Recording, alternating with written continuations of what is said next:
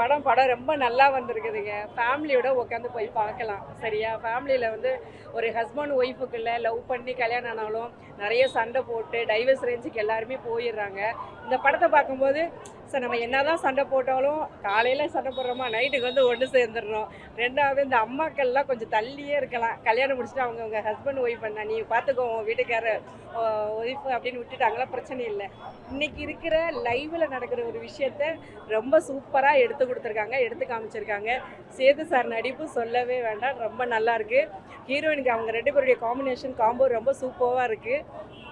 அதுக்கப்புறம் பார்த்தீங்கன்னா அவர் யோகி பாபுவுடைய ஒரு அந்த காமெடி அப்பப்போ வந்து நல்ல ஒரு துஷ்டமாக நல்லா பண்ணி விட்றாங்க. அவர் வில்லன் சார் ஐயோ சரி நேம் தெரியல. பாட்டு ஓகே தான், அது ஆல்ரெடி நமக்கு முன்னாடியே ட்ரெயிலர் விட்டோம்னா அந்த பாட்டு நமக்கு ஆல்ரெடி தெரிஞ்ச பாட்டு தான். பரவாயில்ல, ரொம்ப டான்ஸ் இல்லை அந்த மாதிரிலாம் இல்லை, மைல்டாக போகுது. ஃபேமிலியோட உட்காந்து பார்க்கலாங்க, அவ்வளோதான். தலைவன் தலைவில அவ்வளவு அற்புதமாக நடிச்சிருக்காங்கன்னா இது ஃபுல்லாகவே மேலூர், தல்லாக்குளம், வளநாடு, நம்ம மதுரையில் நடக்கிற குடும்பம் எல்லாமே குடும்பம் எப்படி நடத்துவாங்கன்றத நம்ம இந்த படத்தை பார்த்தா நம்ம நல்லா தெரிஞ்சுக்கலாம். அந்த அளவுக்கு வந்து ஒவ்வொரு விஷயமும் கத்தி கத்தி கத்தி கத்தி. ஏன்னா அன்பை கூட வயலண்ட்டாக தான் நம்ம பேசுவோம். இப்போ சுகந்தியக்காலம் அன்பை கூட வயலண்ட்டாக தானே பேசுகிறேன். அதுக்கு மூல காரணம் தான் இந்த படம்.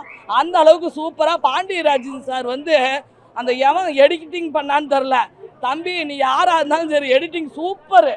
அந்த அளவுக்கு வந்து ஸ்கோர்வையாக கொண்டு போயிருக்காங்க. படம் நகர்றதே தெரில.